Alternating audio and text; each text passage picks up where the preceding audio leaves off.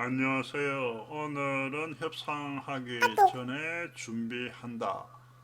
어, 관련해가지고 10가지 사항을 철저히 준비해야 된다 했는데, 그 중에서 마지막에 해당되는 이 로지스틱스라고 표현하는 것을 어, 살펴보도록 하겠습니다. 물론 이 로지스틱스라고 하는 것은 물류라고 하지만은 협상에서도 이 로지스틱스를 준비해야 된다 할 때 무엇을 의미하는지 한번 여러분들에게 살펴보고자 합니다. 로지스틱스와 관련된 과제가 이 협상의 성공과 실패의 결정적인 요인이 될 수가 있습니다. 이거는 심지어 아주 이 고도의 정부 간의 협상이라든지 이런 데 있어서도 가끔씩 발생할 수가 있습니다. 이건 뭐냐니까 우리가 앞에서 이야기한 협상의 준비에 있어 가지고 9개 요소를 검토해야 된다 했는데 이 9개를 처리하고 난 이후에 이 협상을 함에 있어서 물적 조건의 하나가 부실해가지고 그 협상이 실패될 그런 리스크가 빠지는 경우가 있는데 이것을 피해야 된다는 겁니다. 이 로지스틱스의 과제로 고려해야 될 것은 무엇인지 한번 보면은 먼저 여기 나오다시피 협상은 어디에서 해야 되느냐는 겁니다. 어디에서 해야 되냐? 가장 알맞은 장소는 어디냐? 협상자의 장소냐? 아니면은 제3의 장소냐? 그죠? 우리나라하고 미국하고 하는데 미국에 사느냐, 한국에 사느냐, 아니면은 저 제3의 장소, 예컨대 싱가포르에 사느냐. 이러한 이 장소의 선정은 예비 협상의 그 일부이기도 합니다. 자, 그러면은 그런 장소뿐만이 아니라 구체적으로 어디서 하느냐 할 때 사무실에서 하느냐, 호텔에서 하느냐, 아니면은 심지어 요트에서 하느냐, 아니면은 사우나장에서 하느냐, 이렇게도 생각을 해볼 수가 있습니다. 그 다음에 필요로 하는 방의 형태는 어떤 것이냐? 그건 뭐냐니까 참석하는 협상자의 수에 따라서 방을 선정을 하겠죠. 너무 커서도 안 되고 너무 작아도 안 된다는 겁니다. 그리고 심지어는 여러 개의 방이 필요할 수도 있겠죠. 여러 개의 방이 준비되어 있으면 협상 대표단은 이 각각의 전략 세션을 준비하거나 다른 문제들을 이 병행 처리하기 위해 가지고 대표단을 이렇게 방을 나누어 가지고 협상을 진행할 수도 있겠습니다. 그 다음에 여기 어떤 로지스틱스 자원을 필요로 하느냐, 이건 기술적인 지원, 당연히 인터넷, 그 다음에 빔 프로젝터, 그죠? 마이크 이런 것 아니겠습니까? 그리고 심지어는 그 협상과 관련해 시간이 오래 길게 됐을 경우에는 간단한 식사뿐만이 아니라 이 정식 저녁 식사라든지 이러한 것이 제공되느냐 하는 이러한 것들도 포함이 된다는 것. 그 다음에 테이블의 형태. 자, 이렇게 이야기를 하다 보니까 협상에서 로지스틱스라는 것이 무엇이다 하는 것을 이해가 되죠. 물적인 지원, 협상에 있어서의 물적인 지원. 이건 뭐냐니까 테이블의 형태, 원탁, 원형이냐, 사각형이냐, 그죠? 심지어는 테이블이 없는 경우도 있을 수 있는데 테이블이 없으면 상당히 몸이 신체가 다 드러나지 않습니까? 그죠? 협상을 하는 데 있어 가지고 그런 테이블을 어떻게 하느냐에 따라 가지고 미리 사전에 정해야 되는, 그렇지 않고 갔더니 생각과는 다른 테이블이 따게 되면 예상치 못한 상황이 발생할 수가 있다는 겁니다. 그리고 예를 들면은 테이블의 폭이 한 3m, 길이가 심지어 30m 이런 데서 협상을 하는 사람도 있습니다. 30m 길이의 협상에서 상대가 지금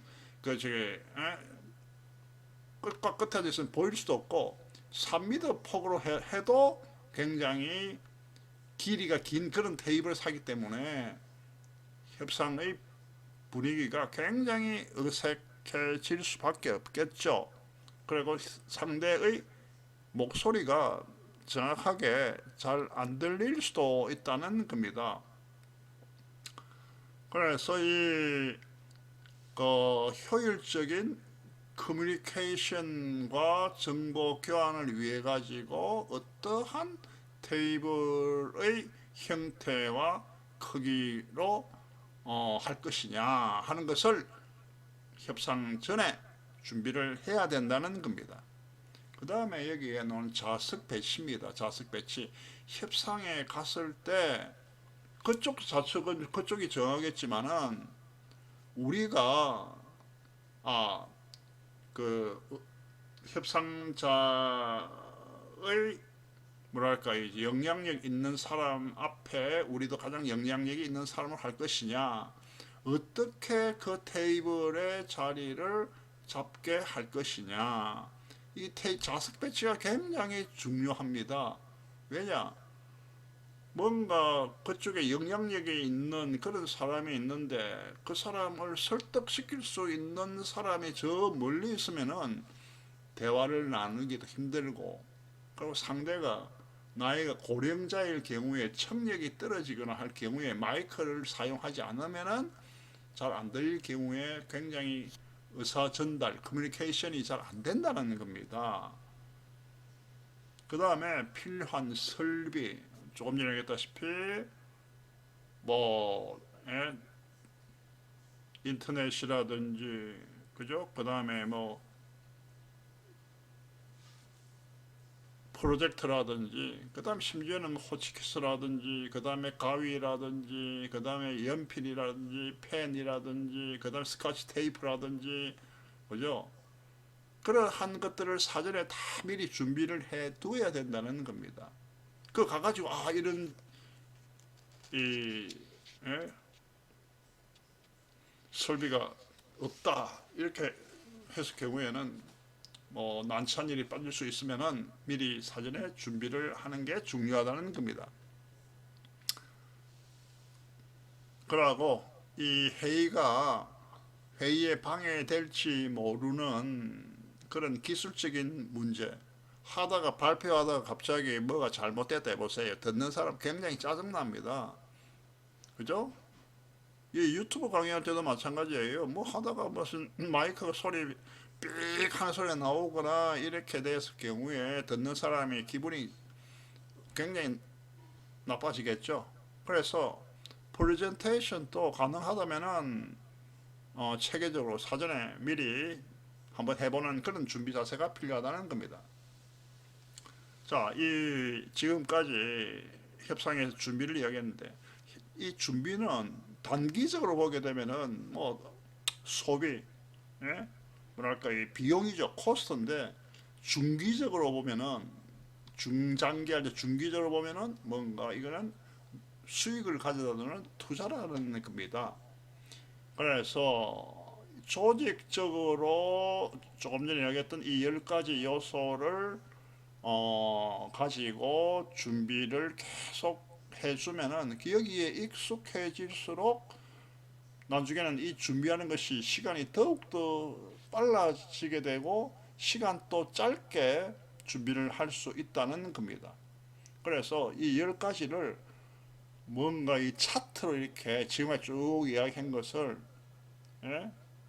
협상자, 첫 번째가 협상자 간의 관계, 두 번째는 뭐 지령 내지는 지침, 그 다음에 세 번째는 이 이해관계자, 이게 뭡니까? 사람의 측면, 그 다음에 이슈, 아젠다의 문제의 측면에서는 동기가, 자신의 동기가 무엇이며 상대의 동기가 무엇이며, 그 다음에 또 뭐였죠? 문제에서 협상에 의한 해결안이 무엇이며, 협상이 아닌, 예? 그 협상장 밖에서의 해결안은 무엇이며, 그 다음에 이 정당화 기준, 예? 한번 돌아가서 보면은 이해가 될 거예요. 지금 이야기해가 정당화 기준이 뭔가 이해가 안 된다면은 협상장 밖에서의 해결안은 무엇이냐? 자신의 협상장 밖에서의 해결안 중에서 가장 좋은 것은 무엇이며 상대의 협상장 밖에서의 최선안은 무엇일까?